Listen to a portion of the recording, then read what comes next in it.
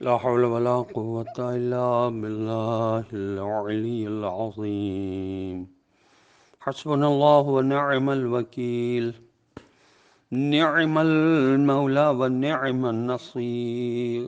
سلام علیکم ورحمۃ اللہ وبرکاتہ۔ اللہ تبارک و تعالیٰ کا شکر ہے کہ میں علی احمد آپ کی خدمت میں کراچی سے حاضر ہوں، اور اس وقت پارہ 29 کے دوسرے رباع کی تلاوت کا شرف الحمدللہ میں حاصل کر چکا ہوں۔ اب اس کا ترجمہ جو علامہ مزید شان حضرت جوادی مرحوم نے کیا ہے وہ میں پڑھ کر سنا رہا ہوں۔ یہ رباع سورہ حاقہ سے شروع ہوتا ہے۔ قرآن مجید کے سورہ نمبر 69 کا نمبر سورہ حاقہ ہے، اور اس کی آیت ٹوٹل 52 ہیں۔ ترتیب کے لحاظ سے جیسا میں نے اس کا کہا، اس کا 69 نمبر ہے، معاف کیجیے گا 69۔ بنام خدائے رحمان و رحیم، یقیناً پیش آنے والی قیامت، اور کیسی پیش آنے والی، اور تم کیا جانو کہ یہ یقیناً پیش آنے والی شے کیا ہے۔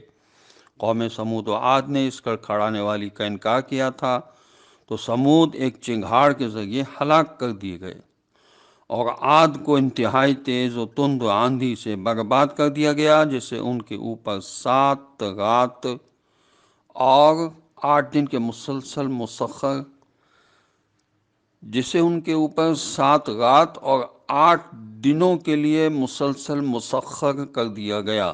تو تم دیکھتے ہو کہ قوم بالکل مردہ پڑی ہوئی ہے، جیسے کھوکھلے کھجور کے درخت کے تنے ہوں۔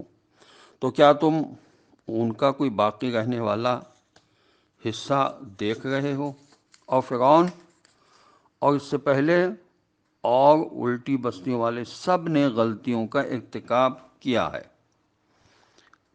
کہ پروردگار کے نمائندے کی نافرمانی کی، تو پروردگار نے انہیں بڑی سختی سے پکڑ لیا۔ ہم نے تم کو اس وقت کشتی میں اٹھا لیا تھا جب پانی سر سے چڑھ رہا تھا، تاکہ اسے تمہارے لیے نصیحت بنائے اور محفوظ رکھنے والے کان سن لیں۔ پھر جب سور میں پہلی مرتبہ پھونکا جائے گا اور زمین اور پہاڑوں کو اکھاڑ کر ٹکڑے کر کے غذا غذا کر دیا جائے گا، تو اس دن قیامت واقع ہو جائے گی، اور آسمان شق ہو کر بالکل پھس پھسے ہو جائیں گے، اور فرشتے اس کے اطراف پر ہوں گے، اور عرش الہی کو اس دن 8 فرشتے اٹھائے ہوئے ہوں گے۔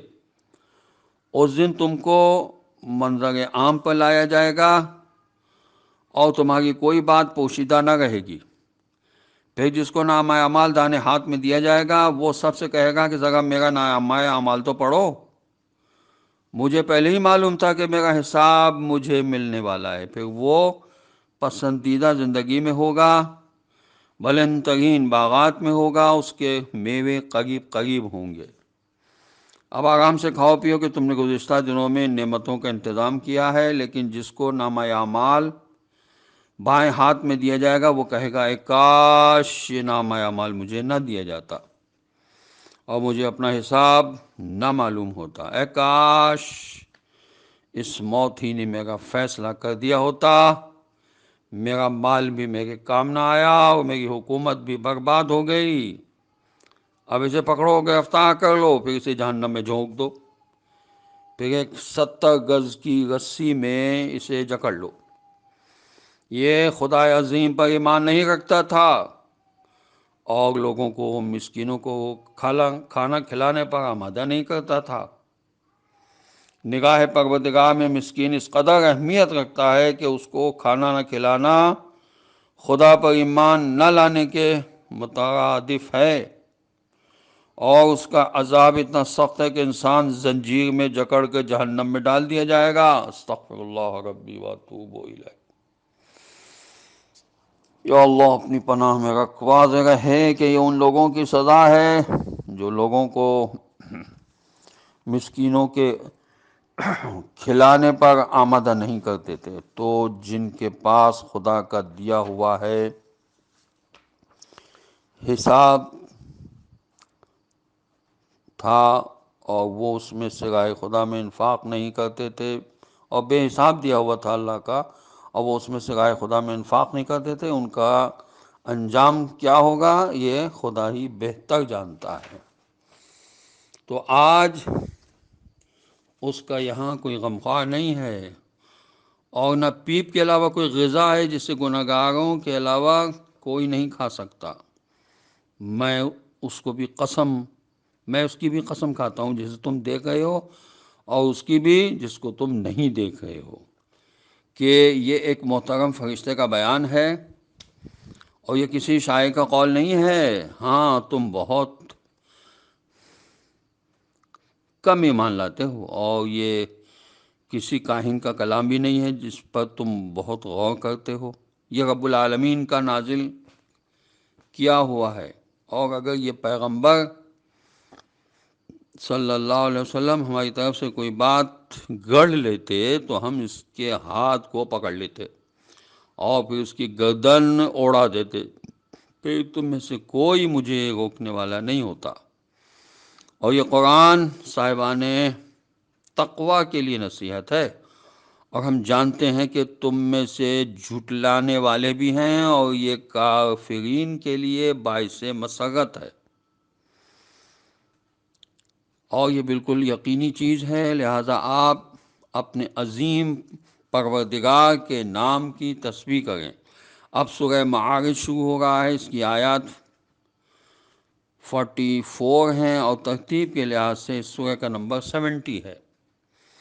بنام خدائے رحمان الرحیم، ایک مانگنے والے کے واقع ہونے والے عذاب کا سوال کیا، ایک مانگنے والے نے واقع ہونے والے عذاب کا سوال کیا، جس کا کافروں کے حق میں کوئی دفع کرنے والا نہیں ہے۔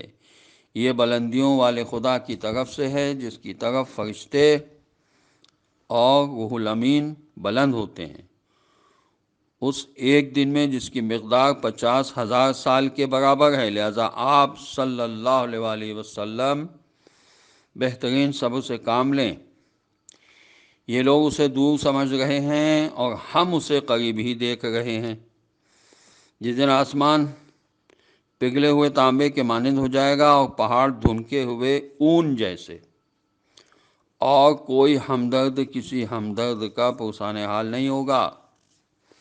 یہ سب ایک دوسرے کو دکھائے جائیں گے، تو مجرم چاہے گا کہ کاش آج کے دن کے عذاب کے بدلے اس کی اولاد کو لے لیا جائے، اور بیوی اور بھائی کو بھی، اور اس کنبے کو جس میں وہ رہتا تھا، اور وہ زمین کی ساری مخلوقات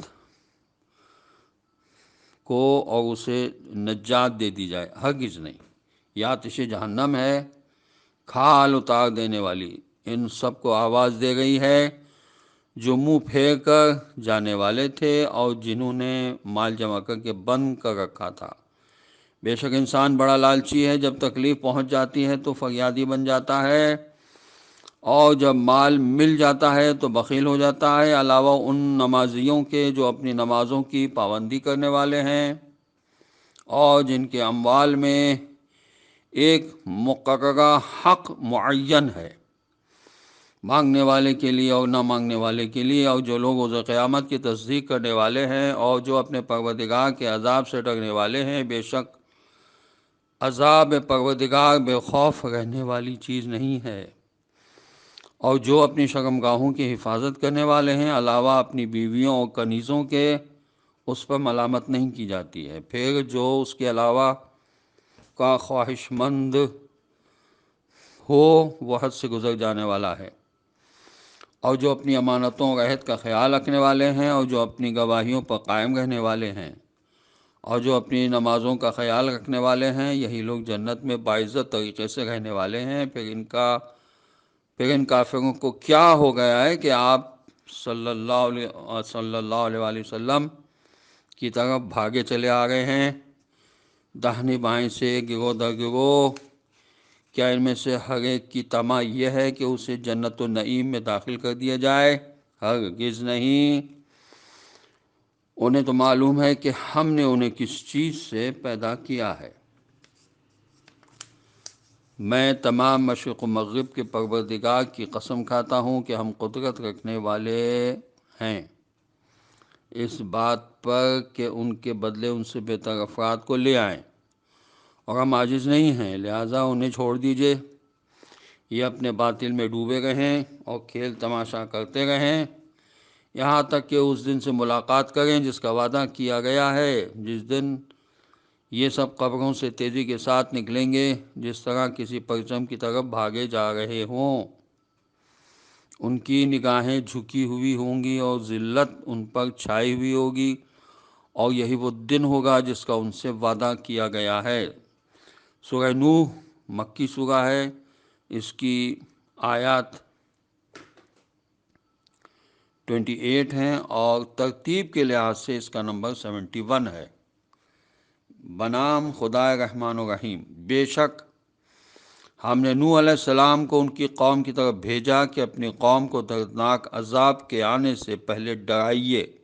انہوں نے کہا، اے قوم میں تمہارے لیے واضح طور پر ڈرانے والا ہوں کہ اللہ کی عبادت کرو، اس سے ڈرو اور میری اطاعت کرو، وہ تمہارے گناہوں کو بخش دے گا اور تمہیں ایک مقررہ وقت تک باقی رکھے گا۔ اللہ کا مقررہ وقت جب آ جائے گا تو وہ ٹالا نہیں جا سکتا ہے، اگر تم کچھ جانتے ہو۔ انہوں نے کہا، پروردگار میں نے اپنی قوم کو دن میں بھی بلایا اور رات میں بھی، پھر بھی میری دعوت کا کوئی اثر سوائے اس کے نہ ہوا کہ انہوں نے فرار اختیار کیا، اور میں نے جب بھی انہیں دعوت دی کہ تو انہیں معاف کر دے گا تو انہوں نے اپنی انگلیوں کو کانوں میں ٹھونس لیا اور اپنے اوپر کپڑا ڈال لیا اور اپنی بات پر اڑ گئے اور شدت سے اکڑے گئے۔ پھر میں نے ان کو علی الاعلان دعوت دی، پھر میں نے اعلان بھی کیا اور خفیہ طور سے بھی دعوت دی اور کہا کہ اپنے پروردگار سے استغفار کرو کہ وہ بہت زیادہ بخشنے والا ہے، وہ تم پر موسلا دھار پانی برسائے گا اور اموال و اولاد کے ذریعے تمہاری مدد کرے گا اور تمہارے لیے باغات اور نہریں قرار دے گا۔ آخر تمہیں کیا ہو گیا ہے کہ تم خدا کی عظمت کا خیال نہیں کرتے ہو، جبکہ اسی نے تمہیں مختلف انداز میں پیدا کیا ہے؟ کیا تم نے نہیں دیکھا کہ خدا نے کس طرح تہ بتہ 7 آسمان بنائے ہیں اور قمر کو ان میں روشنی اور سورج کو روشن چراغ بنایا ہے، اور اللہ ہی نے تم کو زمین سے پیدا کیا ہے، پھر تمہیں اسی میں لے جائے گا اور پھر نئی شکل میں نکالے گا، اور اللہ ہی نے تمہارے لیے زمین کو فرش بنا دیا ہے تاکہ تم اس میں مختلف کشادہ راستوں پر چلو۔